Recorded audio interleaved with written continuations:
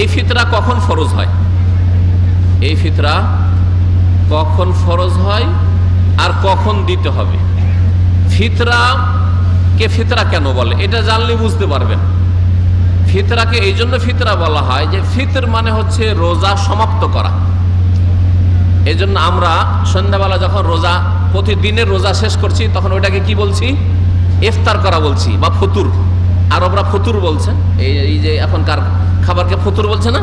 হ্যাঁ, ফতুর বলছে। আর আমরা রোজা ইফতার পার্টি, ইফতার ক্যাম্প বলছেন না? ইফতার কেন বলছেন? ইফতার এই জন্য বলছেন যে রোজাটাকে সমাপ্ত করলেন।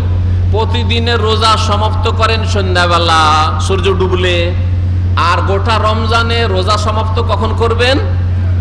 ঈদের চাঁদ উঠলে, সওয়ালের চাঁদ উঠলে। তাহলে ফিতরাকে ফিতরা এই জন্যই বলা হয় যে সওয়ালের চাঁদ উঠলে রোজা সমাপ্ত, আর রোজা সমাপ্ত হলে এই ইবাদতটা ফরজ হয়। এই ইবাদতটা কি হয়? ফরজ হয়। এই জন্য জাকাতুল ফিতরকে সাদাকাতুল ফিতর, জাকাতুল ফিতর বা ফিতরা বলা হয়, যে রোজা সমাপ্ত হলে যেই আর্থিক ইবাদতটি মাথা প্রতি ফরজ হয়। আব্দুল্লাহ বিন উমর রাদিয়াল্লাহু তাআলা আনহুমা থেকে বুখারীতে একটি হাদিস রয়েছে এই মর্মে, বলছেন তিনি যে আন্না নবী সাল্লাল্লাহু আলাইহি ওয়াসাল্লাম আমারা বিযাকাতিল ফিতরে, রাসূলুল্লাহ সাল্লাল্লাহু আলাইহি ওয়াসাল্লাম ফিতরা দিতে বলেছেন। যাকাতুল ফিতর মানে ফিতরা দিতে বলেছেন কাবলা খুরুজিন নাস ইলা সালাতে, মুসলিমদের ঈদের নামাজ পড়তে যাওয়ার আগেই। তাহলে ফিতরা দেওয়ার শেষ সময় হচ্ছে ঈদের নামাজ পড়তে যাওয়ার আগে। আর সৌদি আরবে ঈদের নামাজ একেবারে ভরি ভরি হয়ে যায়, তাই না? ফজরের নামাজের পরেই গিয়ে মসজিদে জায়গা নিতে হয়, অথবা ঈদগাহে তো মাশাআল্লাহ বিশাল ঈদগাহ আছে। তারপরে সূর্য ওঠার পরে আধা ঘন্টার মধ্যেই নামাজ শুরু হয়ে যায়, কারণ এটা হচ্ছে সুন্নাত। আউয়াল ওয়াক্ত হচ্ছে এটা ঈদের আউয়াল ওয়াক্ত হচ্ছে যখন সূর্যটা পুরোপুরি উঠে যাবে, তারপরে আপনি ঈদের নামাজ পড়ে নিতে পারেন। আর এখানে সুন্নত মোতাবেক আমল হয়। আর আমাদের দেশে তো আজব অবস্থা, কোনো টাইম টেবিল নাই। খুব যদি তাড়াতাড়ি হয় তাহলে সকাল কয়টায়? 9টা না, 8টা থেকে 9টা। যারা দেশে কোরআন হাদিস মেনে চলার চেষ্টা করে তাদেরও ঈদগাহগুলিতে দেখা যায় 8টার আগে শুরু হয় না, 8টা থেকে 9টার মধ্যে হয়, যেটা আমার জানা।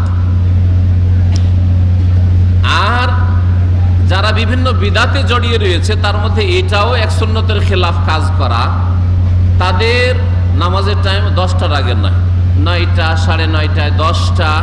বেশ কিছু এলাকায় ছোটকালে দেখতাম বিদাতি ভাইদের ঈদগাহ থেকে ঈদ পড়ে আসতো, রাস্তাতে জোহরের নামাজের আজান হয়ে গেছে।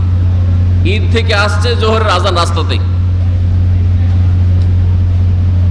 আহলে হাদিস গ্রামগুলিতে জোহরের আজান হচ্ছে, আর ওই বিদাতি ভাইরা ওরা ঈদ পড়ে আসছে, ওদের জোহর আজান আরো লেট হবে, কারণ ওদের জোহরও তো আবার লেট। হ্যাঁ, জোহরের রক্ত মাথার উপর থেকে সূর্য গড়ে গেলে হয়, এটা হচ্ছে সুন্নত। তার মানে এখানে এই জন্য 11:45, 46 হয়ে যাচ্ছে, তাই না? আমাদের দেশে কখনো 12টা, 12:30 জোহর হয়। জোহর কয়টায় হয়? হ্যাঁ, হানাফি ভাইদের জোহর হয় 1টা থেকে 1:30। হ্যাঁ, আর শীতকাল হোক আর গ্রীষ্মকাল হোক একই রকম। জুমার নামাজ শীতকাল হোক আর গ্রীষ্মকাল ও একই রকম, ওই 1:30, 2টাই শেষ হবে। কোন কোন জায়গায় 2:30টাই জুমার নামাজ শেষ হয়, আরো আশ্চর্য হয়ে যাবে। আসরের সময় জুমার নামাজ শেষ হয়, সুবহানাল্লাহ। আর আসরের নামাজ পড়ে সূর্য ডুবতে একটু যখন, একেবারে অপছন্দনীয় টাইম। এ আলাদা এক বিষয়, যে বিষয়ে চলে গেলাম, যাকে ওদিকে যাচ্ছি না। বলছিলাম যে ঈদের নামাজ সুন্নত মোতাবেক এই সৌদি আরবে আদায় হয় সূর্য ওঠার পরে আধা ঘন্টা থেকে 1 ঘন্টার মধ্যেই পড়ে নেবেন। এটা হচ্ছে সুন্নতি নামাজ। সূর্য যদি 6টায় উঠে যায় তাহলে 6:30টায়। আজকাল তো আরো আগে হয়তো সূর্য উঠে যাচ্ছে, কারণ ফজরের নামাজ 4টার আগে শেষ হয়ে যাচ্ছে। তার মানে সূর্য 5টা, 5:30টার মধ্যে হয়ে যায়, তাহলে 6টায় ঈদের নামাজের ওয়াক্ত অলরেডি হয়ে গেছে। ঈদের নামাজে যাওয়ার আগে ফিতরা আদায় করে দিতে হবে, এটা হচ্ছে শেষ সময়। এই মর্মে আরো শুনেন যে এই ফিতরা আদায় করার শুরু কখন আর শেষ কখন। কারণ অনেকে আছে ফিতরা 10 দিন আগে দিয়ে বসে আছে, অনেকে আছে প্রথম রমজান থেকে শুরু করেছে, 10 রমজানে, 15 রমজানে, 20 রমজানে বাড়িতে আমার ফিতরা দেওয়া হয়ে গেছে, দেশে আমার ফিতরা দেওয়া হয়ে গেছে, এইখানে দেওয়া হয়ে গেছে। আজব কথা না, এইরকম ফিতরা না। এইরকম ফিতরা দিলে ফিতরা আদায় হবে না। ফিতরার জন্য দুটো সময় আছে, একটা হচ্ছে উত্তম সময়, বেস্ট সময়, ফজিলতের সময়, আর একটা হচ্ছে জায়েজ বৈধ সময়। উত্তম সময় হচ্ছে ঈদের দিন ফজর নামাজ পড়ে ঈদে যাওয়ার আগে, আর এই সময়টা খুব সংকীর্ণ। তাহলে আপনাকে ফকির আগে থেকে জানা থাকতে হবে যে কাকে কাকে দেব, হ্যাঁ, জানা থাকতে হবে। ফজর নামাজ পড়লেন আর সাথে সাথে ফিতরাটা আদায় করলেন, আর আদায় করে আপনি ঈদের নামাজে টান দিলেন।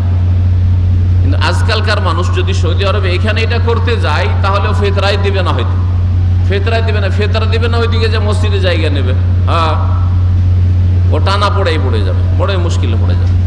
সেজন্য রাত্রেই দিয়ে দেওয়া তার জন্য ভালো হবে। সবচেয়ে উত্তম টাইম হচ্ছে ফজর পরে, ফাওয়াসাবাহুল ঈদ কাবলা সালা, ঈদের আগে, ঈদের দিন সকালবেলা দিবে।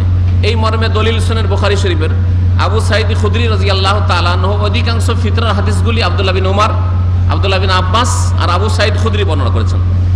আবু সাইদ খুদরি রাদিয়াল্লাহু তাআলা আনহু বলছেন যে কুন্না নুখরিজু ফি আহাদি রাসূলিল্লাহ সাল্লাল্লাহু আলাইহি ওয়াসাল্লাম, আমরা রাসূলুল্লাহ সাল্লাল্লাহু আলাইহি ওয়াসাল্লামের আমলে ফিতরা আদায় করতাম ইয়াউমাল ফিতরে, ঈদের দিন, আগে নয়।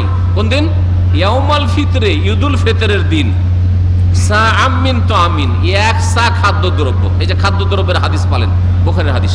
তাহলে আমাদের খাদ্যদ্রব্য চাউল, চাউল আপনি এক সা দেবেন। ওয়াকাল আবু সাইদ, আবু সাইদ আরো বলছেন ওয়াকানা তো আমনা শাইর ওয়া জাবিব ওয়াল আকিত ওয়াত তামির, আর আমাদের খাদ্যদ্রব্য সেই যুগে মানে নবী সাল্লাল্লাহু আলাইহি ওয়াসাল্লামের আমলে কি ছিল? জব ছিল, শাইর, ওয়া জাবিব আর কিশমিশ ছিল, ওয়াল আকিত আর পনির ছিল, ওয়াত তামির আর খেজুর ছিল, তামার। এইগুলো ছিল খাদ্যদ্রব্য নবী সাল্লাল্লাহু আলাইহি ওয়াসাল্লামের জামানার। খেজুর প্রধান খাদ্য, না হলে কিশমিশ আঙ্গুর শুকিয়ে, আর না হলে পনির দুধ থেকে তৈরি করা পনির তাদের খাদ্য ছিল, পনির দিতেন।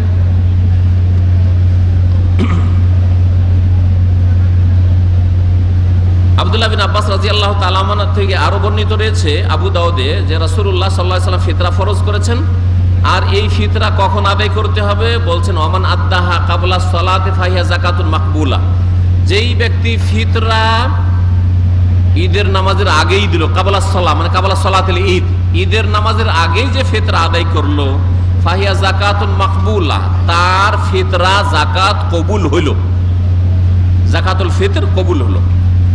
ওমান আদ্দাহা বাদা সালাহ, আর যেই ব্যক্তি ঈদের নামাজ পড়ে এসে ফিতরা দেবে, ঈদের নামাজ পড়ে এসে ফিতরা দিল, তার পরের দিন ফিতরা দিল, ফাহিয়া সাদাকাতুম মিনাস সাদাকা, সেটা সাধারণ সাদকা বলে পরিগণিত হবে, সেটা সাধারণ দানে গণ্য হবে, সেটা ফিতরা আদায় হবে না। তাহলে ফিতরার ফরজ তার ছুটে গেল, গুনাহগার হলো, ফরজ তরককারী সেই ব্যক্তি হইল। এটা ছিল উত্তম সময়, ঈদের দিন আপনি সকালবেলা দিয়ে দিন,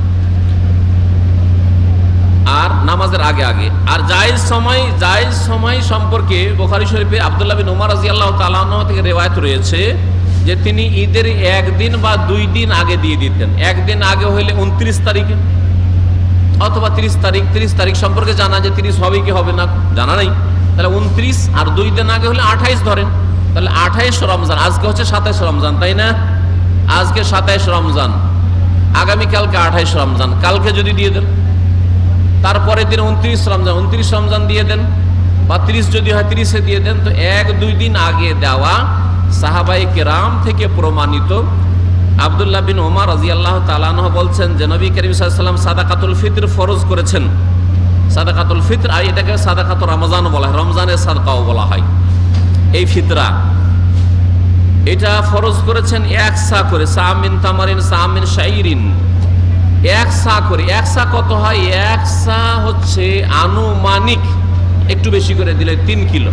3 কিলো দিলে সন্দেহ মুক্ত হয়ে গেলেন, আর মানুষের দ্বিমত থেকে মুক্ত হয়ে গেলেন।